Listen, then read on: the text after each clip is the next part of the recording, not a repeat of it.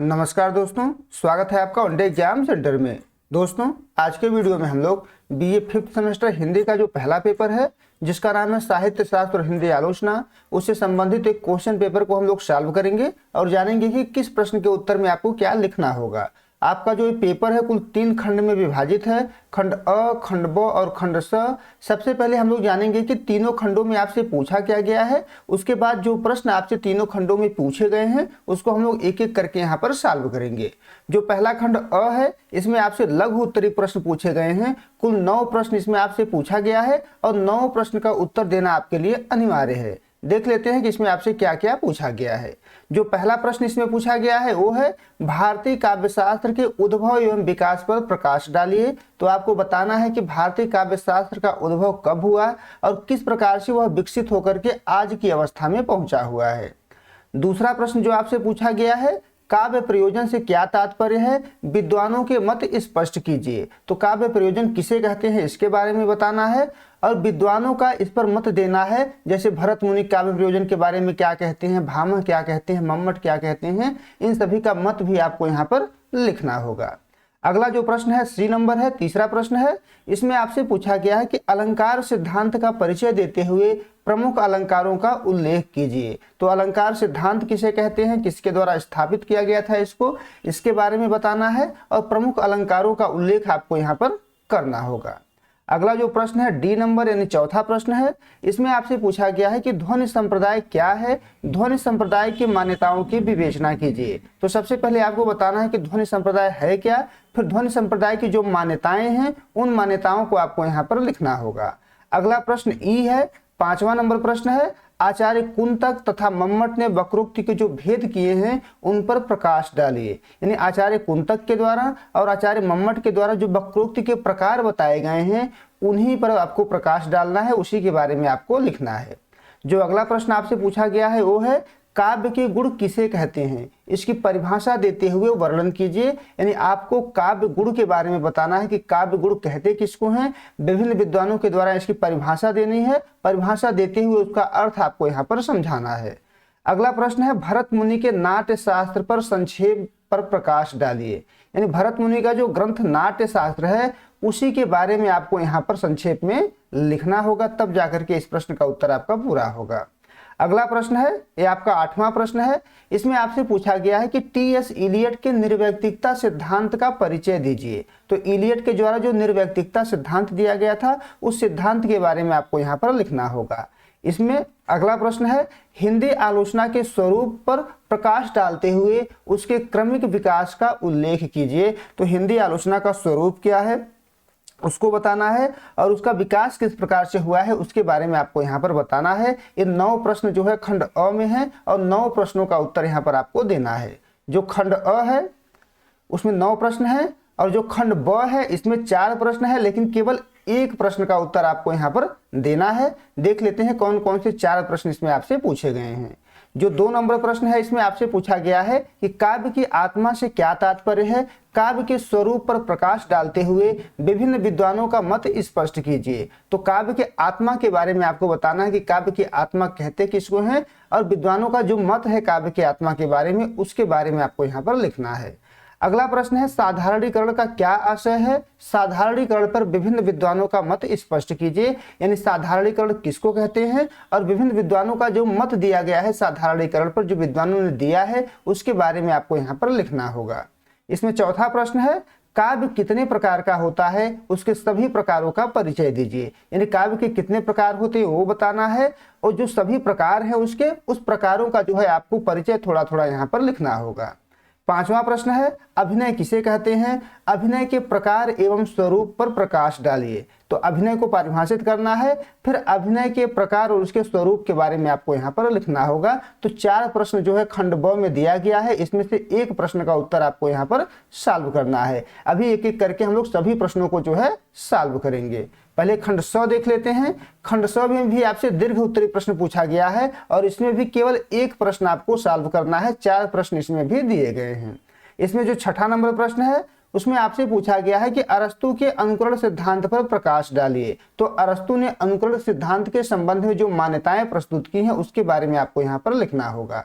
7वां प्रश्न है मार्क्सवाद क्या है, मार्क्सवादी आलोचना से क्या अभिप्राय है, आलोचना शास्त्र में इसकी उपयोगिता सिद्ध कीजिए। तो मार्क्सवाद के बारे में यहाँ पर आपको लिखना है और मार्क्सवादी आलोचना की कौन कौन सी विशेषताएं होती हैं उसके बारे में आपको यहाँ पर लिखना है।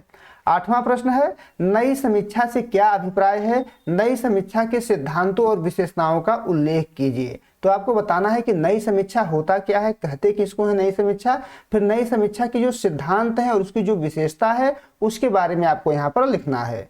अंतिम प्रश्न है कलावाद और बिंबवाद पर प्रकाश डालिए। कलावाद क्या होता है, उसकी विशेषता कौन कौन सी होती है, बिंबवाद क्या होता है, इसकी विशेषता कौन कौन सी होती है, इसके बारे में आपको यहाँ पर लिखना है। अब हम लोग इसमें एक एक करके चल के प्रश्नों को जो है सॉल्व करेंगे। पहला खंड अ था जिसमें आपसे लघु उत्तरीय प्रश्न पूछा गया था और यहाँ पर 9 प्रश्न दिया गया था। 9 प्रश्नों को हल करना है। शब्द की सीमा यहाँ पर नहीं दिया गया है, तो अपने अनुसार शब्दों की सीमा आपको तय करनी है, जितने में आप आसानी से उस प्रश्न का उत्तर दे लीजिए। इसमें आपका जो पहला प्रश्न पूछा गया है वो है भारतीय काव्यशास्त्र के उद्भव एवं विकास पर प्रकाश डालिए। तो आपको बताना है कि भारतीय काव्यशास्त्र का उद्भव कब हुआ था और किस प्रकार से उसका विकास हुआ है। तो उत्तर में आप लिखेंगे कि भारतीय काव्यशास्त्र का व्यवस्थित रूप लगभग 2000 वर्षों की निरंतर विकास यात्रा का परिणाम है। इसका उद्भव और विकास निम्न प्रकार से स्पष्ट कर सकते हैं। सबसे पहले इसके उद्भव के बारे में लिखेंगे। आप हेडिंग डाल लीजिएगा उत्पत्ति। तो इसका जो उद्भव है वो वेदों में है, जहाँ कवि और काव्य जैसे शब्द मिलते हैं। निरुक्त और पाणिनि के ग्रंथों में भी काव्य शास्त्रीय सूत्रों के बीज दिखाई पड़ते हैं। यहीं से भारतीय काव्य शास्त्र का उद्भव माना जाता है। इसका जो प्रारंभिक चरण है वो 2री शताब्दी में भरत मुनि से शुरू होता है, जब भरत मुनि के द्वारा नाट्य शास्त्र नामक ग्रंथ लिखा जाता है। यह भारतीय काव्य शास्त्र का सबसे महत्वपूर्ण और प्रामाणिक पहला ग्रंथ माना जाता है। इसमें जो है रस सिद्धांत की स्थापना की गई है। रस को काव्य का आत्मा जो है माना गया है और यहीं से व्यवस्थित रूप से भारतीय काव्य शास्त्र का आरंभ माना जाता है। इसके बाद धीरे धीरे करके 6 संप्रदायों का विकास होता है। 6ठी शताब्दी से लेकर के 10वीं शताब्दी के बीच 6 संप्रदाय सामने हमारे आते हैं। पहला रस संप्रदाय है, जिसको हम लोगों ने भरत मुनि के समय ही जान लिया कि भरत मुनि के द्वारा इसकी शुरू की गई थी, जब उन्होंने नाट्य शास्त्र लिखा हुआ था। दूसरा अलंकार संप्रदाय है, जो भामह के द्वारा शुरू किया गया। अगला है रीति संप्रदाय, जो वामन के द्वारा शुरू किया गया।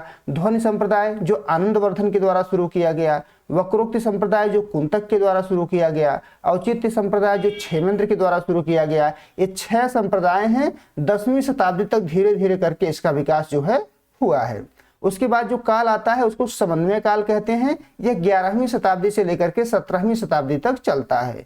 इसमें जो प्रमुख विद्वान है वो मम्मट हैं। मम्मट के द्वारा काव्य प्रकाश नामक ग्रंथ जो है लिखा जाता है।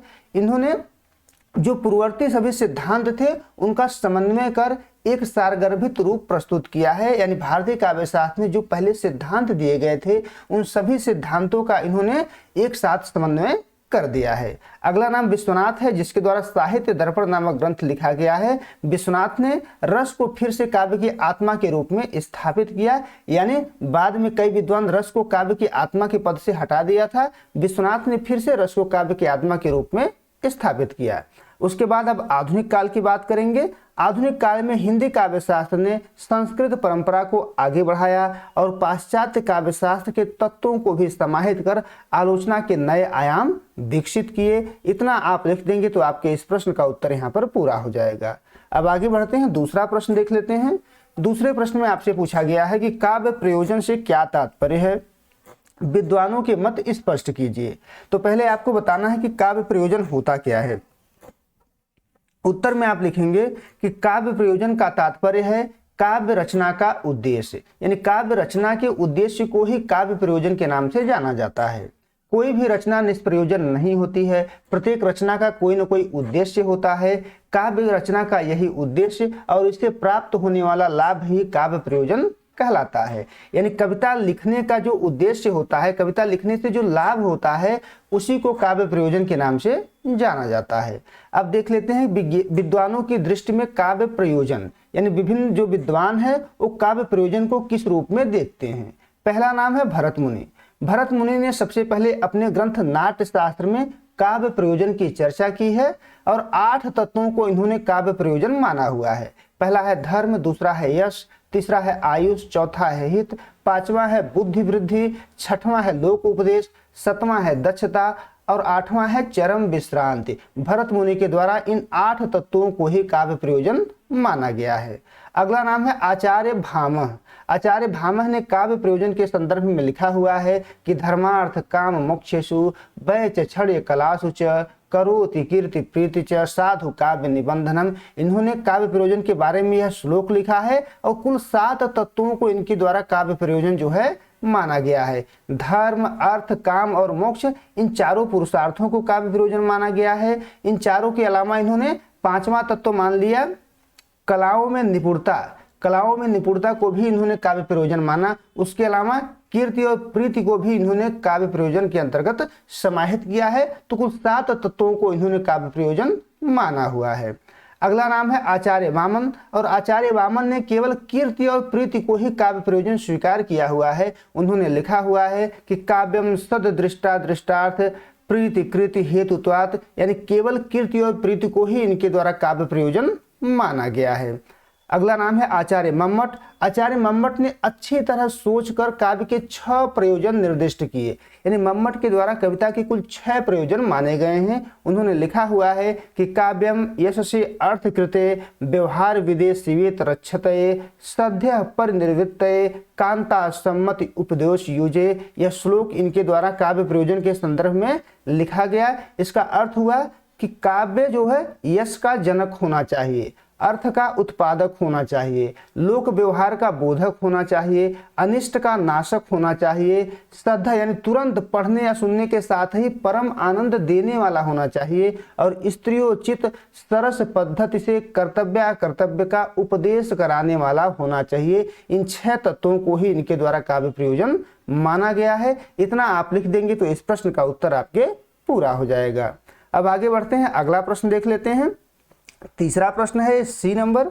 इसमें आपसे पूछा गया है कि अलंकार सिद्धांत का परिचय देते हुए प्रमुख अलंकारों का उल्लेख कीजिए। तो सबसे पहले आपको अलंकार सिद्धांत के बारे में बताना है, फिर प्रमुख अलंकारों का आपको यहाँ पर नाम लिखना होगा। उत्तर में आप लिखेंगे कि काव्य को अलंकृत करने वाले तत्वों को अलंकार कहा जाता है, यानी जो तत्व काव्य की शोभा बढ़ाते हैं उन्हीं तत्वों को अलंकार के नाम से जाना जाता है।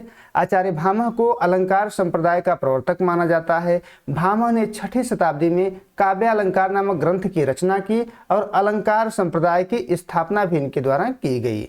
उद्भट, दंडी, रुद्रट, जयदेव आदि को अलंकार का समर्थक आचार्य माना जाता है। अब इसके बाद हम लोग प्रमुख अलंकारों के नाम भी यहाँ पर लिखेंगे। प्रमुख अलंकारों में यहाँ पर अलंकारों के मुख्य रूप से 2 ही प्रकार होते हैं, शब्दालंकार और अर्थालंकार। हम लोग देखेंगे कि शब्दालंकार के अंतर्गत कौन कौन आते हैं और अर्थालंकार के अंतर्गत कौन कौन आते हैं। शब्दालंकार के अंतर्गत अनुप्रास आता है, यमक आता है, आपका श्लेष आता है। अनुप्रास वहां होता है जहां एक ही वर्ण की आवृत्ति बार बार होती है।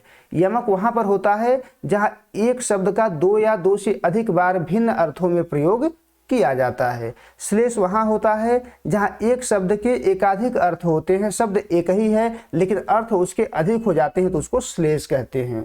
अब अर्थालंकार देख लेते हैं। अर्थालंकार में उपमा है, रूपक है, उत्प्रेक्षा है, अतिशयोक्ति है। उपमा अलंकार उसे कहते हैं जहां अत्यधिक समानता के कारण 2 भिन्न वस्तुओं की तुलना जो है की जाती है।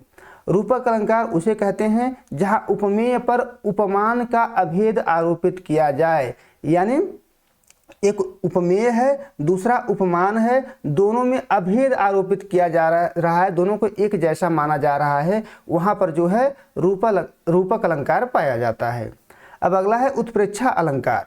उपमेय में उपमान की संभावना जब व्यक्त किया जाता है तो वहां पर उत्प्रेक्षा अलंकार होता है। ऐसे में जनु जानु और मनु मानु शब्द पाए जाते हैं तो वहां पर उत्प्रेक्षा अलंकार दिखाई पड़ता है। अगला है अतिशयोक्ति अलंकार। किसी बात का बढ़ा चढ़ाकर वर्णन करना जो है अतिशयोक्ति अलंकार के नाम से जाना जाता है। इतना आप लिख देंगे तो आपके इस प्रश्न का उत्तर यहाँ पर पूरा हो जाएगा। अब आगे बढ़ते हैं, अगला प्रश्न देख लेते हैं। अगले प्रश्न में आपसे पूछा गया है कि ध्वनि संप्रदाय क्या है, ध्वनि संप्रदाय की मान्यताओं की विवेचना कीजिए। तो सबसे पहले आपको बताना है कि ध्वनि संप्रदाय कहते किसको हैं, फिर ध्वनि संप्रदाय के मान्यताओं की विवेचना आपको यहाँ पर करना है। तो उत्तर में आप लिखेंगे कि ध्वनि सिद्धांत की स्थापना 9वीं शताब्दी में आचार्य आनंदवर्धन के द्वारा की गई थी। यानी ध्वनि सिद्धांत के संस्थापक आचार्य आनंदवर्धन है और 9वीं शताब्दी में इसकी स्थापना इनके द्वारा की गई थी। आनंदवर्धन ने ध्वन्यालोक नामक ग्रंथ की रचना की, जिसमें ध्वनि सिद्धांत की विस्तृत चर्चा इनके द्वारा की गई है और उसके महत्व का भी प्रतिपादन इनके द्वारा इसमें किया गया है। अब देख लेते हैं कि ध्वनि संप्रदाय की मान्यताएं कौन कौन सी हैं। ध्वनि संप्रदाय की जो पहली मान्यता है वो है कि काव्य की आत्मा ध्वनि है, काव्यात्मा ध्वनि है, यानी काव्य की जो आत्मा है वो ध्वनि को इनके द्वारा माना गया है। अगली जो मान्यता है वो है कि काव्य अर्थ के 3 स्तर होते हैं। पहला होता है वाच्यार्थ, दूसरा होता है लक्ष्यार्थ और तीसरा होता है व्यंग्यार्थ। व्यंग्यार्थ को ही इनके द्वारा ध्वनि माना गया है। अगली मान्यता है उत्तम काव्य वह है जहां व्यंग्यार्थ यानी मुख्यतः रस या भाव वाच्य अर्थ से प्रधान हो, यानी अच्छा काव्य वही है जहां व्यंग्यार्थ की प्रधानता हो, ऐसा इनकी मान्यता है। अगली मान्यता है कि रस की अनुभूति केवल व्यंजना शक्ति द्वारा होती है, इसलिए रस ध्वनि काव्य का सर्वोच्च तत्व है। यानी रस की अनुभूति हमेशा व्यंजना शक्ति के द्वारा ही होगी, इसलिए रस ध्वनि को ही इन्होंने काव्य की आत्मा भी माना हुआ है। इतना आप लिख देंगे तो आपके इस प्रश्न का उत्तर पूरा हो जाएगा।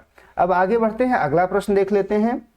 इसमें आपसे पूछा गया है कि आचार्य कुंतक तथा मम्मट ने वक्रोक्ति के जो भेद किए हैं उन पर प्रकाश डालिए। तो आचार्य कुंतक के द्वारा और मम्मट के द्वारा जो वक्रोक्ति के भेद किए गए हैं उसी के बारे में आपको यहाँ पर लिखना है। तो उत्तर में आप लिखेंगे कि आचार्य कुंतक ने वक्रोक्ति को काव्य की आत्मा माना है और उसके 6 भेद बताए हैं, जबकि मम्मट ने वक्रोक्ति को केवल एक अलंकार के रूप में स्वीकार किया है और उसके 2 भेद किए हैं। एक एक करके हम इन दोनों लोगों के भेदों पर चर्चा करेंगे।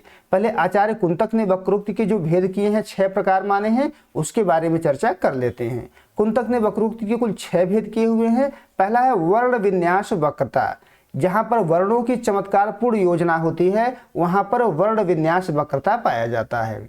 दूसरा है पद पूर्वार्ध वक्रता, शब्द के मूल भाग की जब नवीनता होती है तब वहां पर पद पूर्वार्ध वक्रता पाया जाता है। तीसरा है पद परार्ध वक्रता, प्रत्यय लिंग वचन आदि की जहां पर विशिष्टता होती है वहां पर पद परार्ध वक्रता जो है पाया जाता है। चौथा है वाक्य वक्रता, संपूर्ण कथन या वाक्य कहने के ढंग में जब विलक्षणता होती है तो वहां पर वाक्य वक्रता जो है पाया जाता है। पांचवा है प्रकरण वक्रता, काव्य के प्रसंग या भाग की विशिष्ट योजना में जो वक्रता पाई जाती है वहां पर प्रकरण वक्रता होता है। छठवां है प्रबंध वक्रता, संपूर्ण कथा वस्तु जैसे पूरा का पूरा महाकाव्य हो गया, अगर पूरी तरीके से मौलिक है तो वहां पर प्रबंध वक्रता जो है पाया जाता है। एक कुंतक के अनुसार वक्रोक्ति के 6 भेद हो गए। अब मम्मट ने जो वक्रोक्ति के 2 भेद किए हैं उसके बारे में चर्चा कर लेते हैं।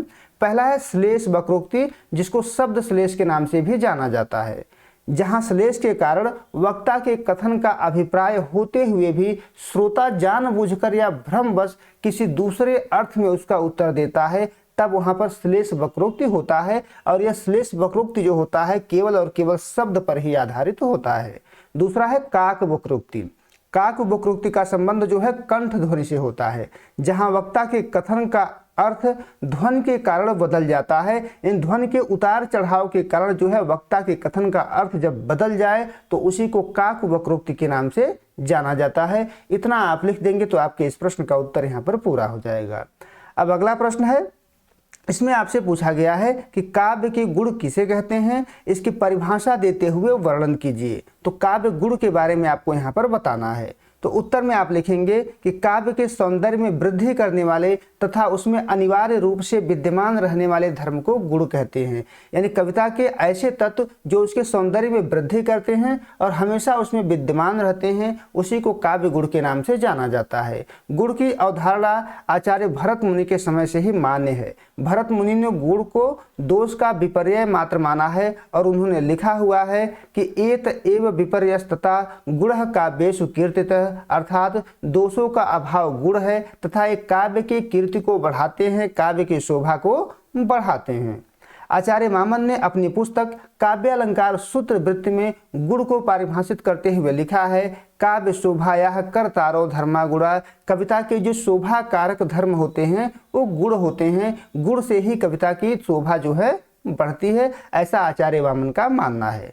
अब डॉक्टर नगेंद्र की परिभाषा देख लेते हैं। डॉक्टर नगेंद्र ने गुण को परिभाषित करते हुए लिखा हुआ है कि गुण काव्य के उन उत्कर्ष साधक तत्वों को कहते हैं जो मुख्य रूप से और गौण रूप से शब्दार्थ के नित्य धर्म हैं। यानी गुण जो हैं कविता के उत्कर्ष साधक होते हैं और यह शब्दार्थ के नित्य धर्म भी होते हैं, ऐसा डॉक्टर नगेंद्र का मानना है। सामान्य रूप से हम कह सकते हैं कि जो तत्व कविता में हमेशा उपस्थित रहते हैं और उसकी शोभा को बढ़ाते हैं उसी तत्वों को काव्य गुण के नाम से जाना जाता है। इतना आप लिख देंगे तो आपके इस प्रश्न का उत्तर पूरा हो जाएगा। अब आगे बढ़ते हैं, अगला प्रश्न देख लेते हैं। इसमें आपसे पूछा गया है कि भरत मुनि के नाट्य शास्त्र पर संक्षेप पर प्रकाश डालिए।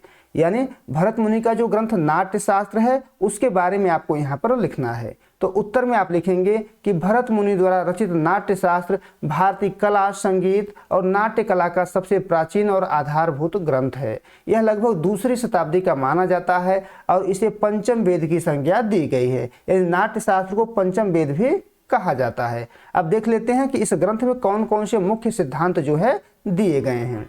पहला है रस सिद्धांत। भरत मुनि के द्वारा इसी ग्रंथ में जो है रस सिद्धांत की स्थापना की गई है।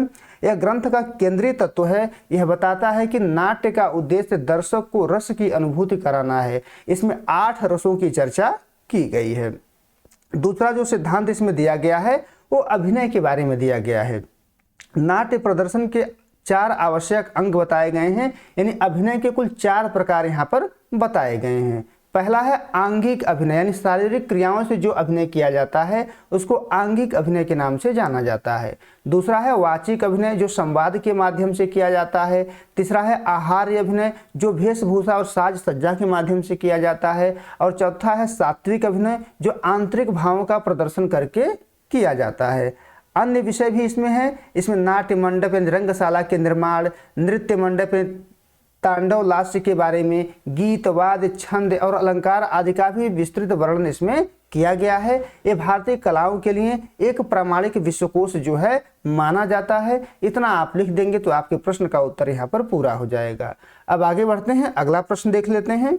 इसमें आपसे पूछा गया है कि टी.एस. इलियट के निर्व्यक्तिकता के सिद्धांत का परिचय दीजिए। तो टी.एस. इलियट ने जो निर्व्यक्तिकता का सिद्धांत दिया हुआ था उसी सिद्धांत के बारे में आपको यहाँ पर बताना है। तो उत्तर में आप लिखेंगे कि इलियट ने निर्व्यक्तिकता सिद्धांत स्वच्छंदतावादी कवियों के रोमांटिक सिद्धांत के विरोध में दिया था। रोमांटिक कवियों ने कविता को सहज स्फूर्त सृष्टि स्वीकार किया था। यानी इनका मानना है कि हमारे हृदय में जो भी होता है हम सीधे सीधे उसको कविता के रूप में प्रकट कर देते हैं। इन रोमांटिक कवियों ने कविता को सहज स्फूर्त सृष्टि जो है माना हुआ था। इलियट ने इस सिद्धांत का विरोध किया और अपने निबंध परंपरा और व्यक्ति प्रज्ञा में उन्होंने लिखा है कि कविता कवि व्यक्तित्व की अभिव्यक्ति नहीं, व्यक्तित्व से पलायन है। यानी कविता में कवि अपने व्यक्तित्व की अभिव्यक्ति नहीं करता है, व्यक्ति अपने व्यक्तित्व से पलायन कर जाता है। अपने भाव को व्यक्त नहीं करता है बल्कि अपने भाव को दबा के रखता है।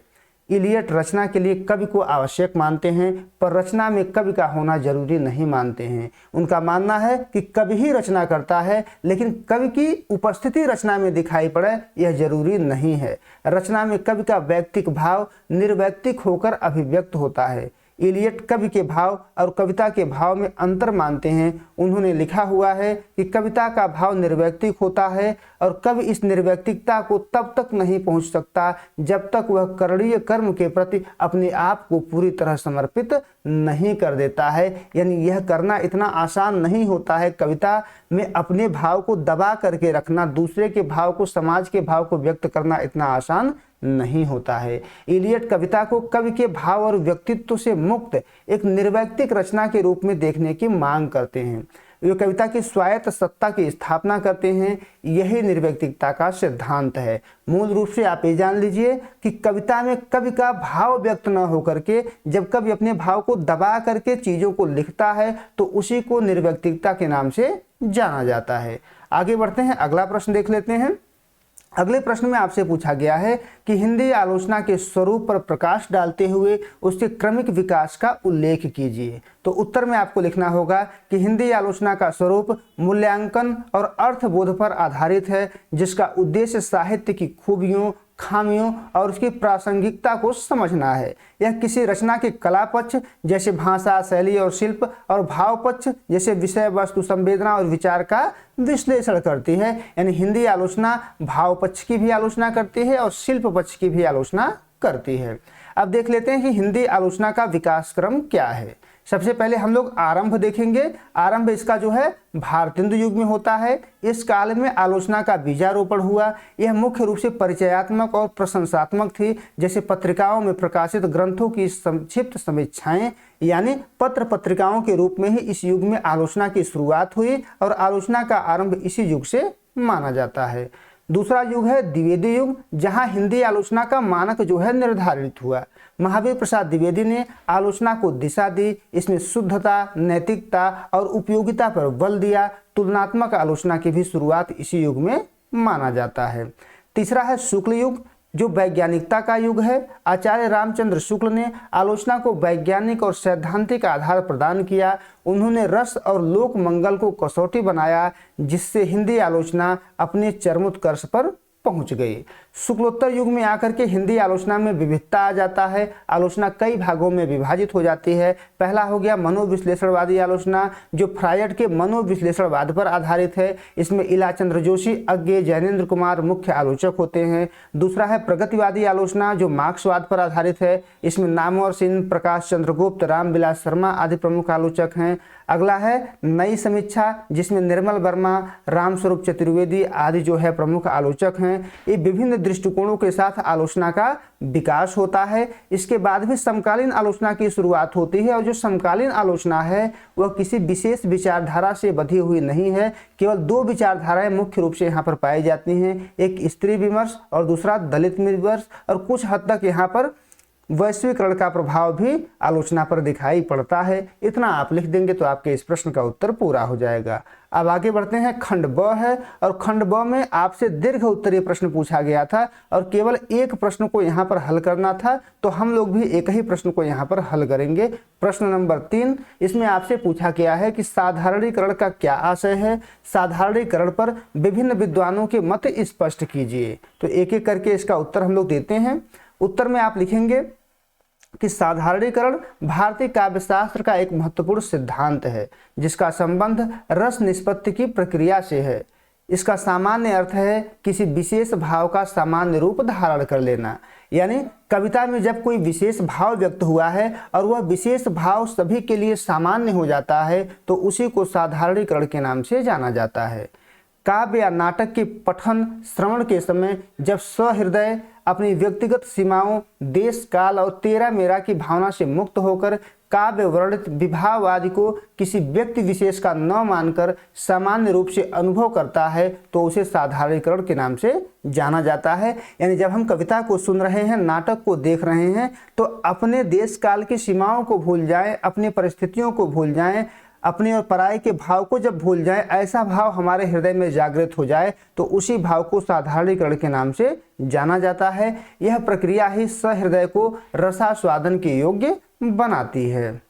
अब देख लेते हैं कि साधारणीकरण पर विभिन्न विद्वानों के मत क्या हैं। साधारणीकरण के विषय में विभिन्न भारतीय आचार्यों के अलग अलग मत हैं, जो इस प्रकार हैं। पहला नाम है आचार्य भट्ट नायक।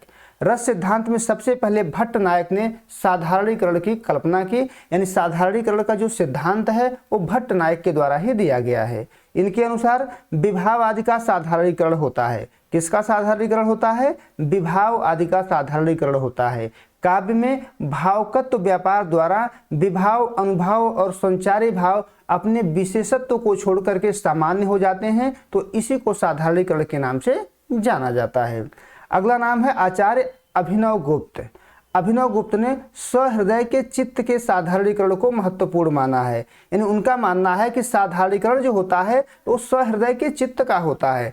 सहृदय किसे कहते हैं? जो दर्शक होता है, जो पाठक होता है, उसको साधारणीकरण कहते हैं। उसी के चित्त का साधारणीकरण होता है। उनके अनुसार पात्र जैसे राम हो गए, व्यक्ति विशेष न रहकर सामान्य प्राणी मात्र बन जाते हैं, और सहृदय अपने पूर्वाग्रहों से मुक्त होकर इसका रसास्वादन करता है, और इसी को साधारणीकरण के नाम से जाना जाता है। अगला नाम आचार्य विश्वनाथ का है। उनके अनुसार साधारणीकरण विभाववादी का अपने पराये की भावना से मुक्त हो जाना है, यानी जब विभाववादी अपने और पराये के भाव से मुक्त हो जाते हैं तो उसी को साधारणीकरण के नाम से जाना जाता है। अगला नाम आचार्य रामचंद्र शुक्ल का है।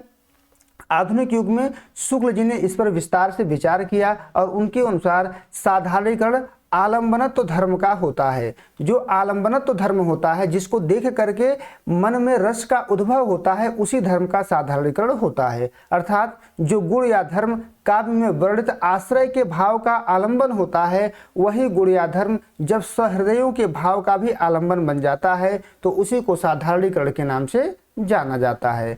अगला नाम है श्याम सुंदर दास। उन्होंने सहृदय के चित्त का साधारणीकरण माना है। उनका कहना है कि सहृदय के चित्त का साधारणीकरण होता है। अगला नाम डॉक्टर नगेंद्र का है। उनके मत में साधारणीकरण कवि की अनुभूति का होता है। जब कवि की वैयक्तिक अनुभूति सामान्य होकर पाठक की अनुभूति बन जाती है तब उसी को साधारणीकरण के नाम से जाना जाता है। यानी कवि की अनुभूति और पाठक की जो अनुभूति है वो एक समान हो जाएगा तो उसी को साधारणीकरण के नाम से जाना जाता है, ऐसा डॉक्टर नगेंद्र का मानना है। अंत में निष्कर्ष लिखेंगे कि ये सभी मत एक दूसरे के विरोधी न होकर पूरक हैं। संक्षेप में साधारणीकरण वह प्रक्रिया है जिसमें व्यक्ति विशेष का भाव सर्वसामान्य का भाव बन जाता है और सहृदय निर्बाध रूप से रस का अनुभव कर पाता है। इतना आप लिख देंगे तो आपके इस प्रश्न का उत्तर पूरा हो जाएगा। अब अगला खंड 100 है, जिसमें भी आपसे दीर्घ उत्तरीय प्रश्न पूछा गया है और केवल एक ही प्रश्न का उत्तर आपको यहाँ पर देना है। इसमें हम लोग छठे प्रश्न को चुने हुए हैं। अरस्तु के अनुकरण सिद्धांत पर प्रकाश डालिए, यानी अरस्तु के अनुकरण सिद्धांत के बारे में आपको यहाँ पर जानना होगा। तो उत्तर में आप लिखेंगे कि अरस्तु को यूनानी भाषा में अनुकरण को यूनानी भाषा में मिमेसिस तथा अंग्रेजी में इमिटेशन कहते हैं। यानी जो अनुकरण शब्द है इसको यूनानी में मिमेसिस और अंग्रेजी में इमिटेशन के नाम से जाना जाता है। सबसे पहले प्लेटो ने अनुकरण पर विस्तार से विचार किया। प्लेटो के द्वारा ही अनुकरण सिद्धांत सबसे पहले दिया गया। उनके अनुसार कला जो होता है वो अनुकरण का अनुकरण होता है और सत्य से 3 गुना दूर होता है। यानी अनुकरण जो है सही नहीं माना है इन्होंने, अनुकरण अच्छा नहीं होता है क्योंकि ये सत्य से 3 गुना दूर होता है। प्लेटो के बाद उनके शिष्य अरस्तु ने अनुकरण पर विचार किया और अनुकरण के संदर्भ में अरस्तु ने लिखा हुआ है कि अनुकरण पूर्णतः सृजन की एक प्रक्रिया है। यानी इनका मानना है कि अनुकरण के माध्यम से हम सृजन करते हैं। यह सृजन की एक प्रक्रिया है जिसके द्वारा कवि जीवन संबंधी घटना का चयन करते समय यथार्थ और वास्तविक वस्तु में से किसी अभिनव वस्तु का निर्माण करता है। यानी अनुकरण करने के लिए जो कवि होता है, जो कलाकार होता है, वो हमारे यथार्थ और वास्तविक जीवन में से ही किसी घटना का चयन करता है और उसी घटना में से किसी अभिनव वस्तु का निर्माण करता है, किसी नए वस्तु का निर्माण करता है अनुकरण के माध्यम से। अब अरस्तु ने वस्तु के उन्नत रूपांतरण को अनुकरण माना है। इनका मानना है कि अनुकरण के माध्यम से जो कवि होता है, जो कलाकार होता है, वो वस्तु का उन्नत रूपांतरण करता है, उसको और अच्छे तरीके से जो है बनाता है। उनका मानना है कि चित्रकार या किसी अन्य कलाकार की तरह कवि भी अनुकर्ता होता है। जिस प्रकार चित्रकार अनुकर्ता होता है, कलाकार अनुकर्ता होता है, उसी प्रकार से जो कवि होता है वो भी अनुकर्ता होता है, वो भी जीवन और जगत का अनुकरण ही करता है। उनके अनुसार कवि या कलाकार 3 प्रकार के वस्तुओं का अनुकरण करते हैं। यानी उनका मानना है कि अनुकरण जो होता है वो कुल 3 प्रकार का होता है। पहला है जैसी वे थी या हैं, यानी जो वस्तु जैसी है उसी रूप में अनुकरण करके रख दिया जाए। दूसरा, जैसी वे कही या समझी जाती हैं, यानी जिस प्रकार से उसको समझा जाता है उस प्रकार से उसका अनुकरण किया जाए। तीसरा है जैसी वे होनी चाहिए, यानी उसका आदर्श रूप कैसा होना चाहिए उस रूप में जो है अनुकरण उसका किया जाए। यही अनुकरण के 3 प्रकार अरस्तु के द्वारा माने गए हैं। अब अरस्तु ने कला को प्रकृति का अनुकरण माना है, पर उनकी दृष्टि में अनुकरण का हूबहू नकल नहीं होता है। यानी अनुकरण का मतलब हूबहू नकल नहीं है, क्योंकि कवि की अपनी भावना है। कवि अपनी भावना और कल्पना का योगदान देता है और उस वस्तु को और अच्छे तरीके से बनाता है। उदाहरण के रूप में हमारे पास एक पेड़ है और कोई चित्रकार है इस पेड़ का अनुकरण करता है। पेड़ पे डाली सूखी हुई है, पत्ते पीले हुए हैं। जरूरी नहीं है कि जो कलाकार है वो डाली को सूखा हुआ दिखाएगा, पत्ते को पीला दिखाएगा। वो अपनी भावना के माध्यम से, अपनी कल्पना के माध्यम से उस पेड़ को और अच्छे तरीके से दिखा सकता है। यह एक सृजनात्मक प्रक्रिया है। इस प्रक्रिया में प्रकृति के अनेक दोष व अपूर्णता को पूरा किया जाता है, यानी कई प्रकार के दोषों को इसके माध्यम से दूर किया जाता है। अरस्तु ने अनुकरण को व्यापक और सूक्ष्म व्याख्या किया है, यानी अनुकरण की व्यापक और सूक्ष्मता से व्याख्या इनके द्वारा किया गया है। उनकी दृष्टि में अनुकरण वस्तु जगत का एक यथावत रेखांकन नहीं है, कभी अपनी रचना में वस्तु जगत को जैसी है वैसे प्रस्तुत नहीं करता, बल्कि उसे और बेहतर करने की कोशिश उसके द्वारा किया जाता है। इतना आप लिख देंगे तो आपके इस प्रश्न का उत्तर यहाँ पर पूरा हो जाएगा। उम्मीद है दोस्तों आपको ये वीडियो पसंद आया होगा। अगर वीडियो अच्छी लगी तो चैनल को सब्सक्राइब कर लीजिए, वीडियो को लाइक और शेयर कर दीजिए, चैनल को हाइप भी दे दीजिएगा। बहुत बहुत धन्यवाद।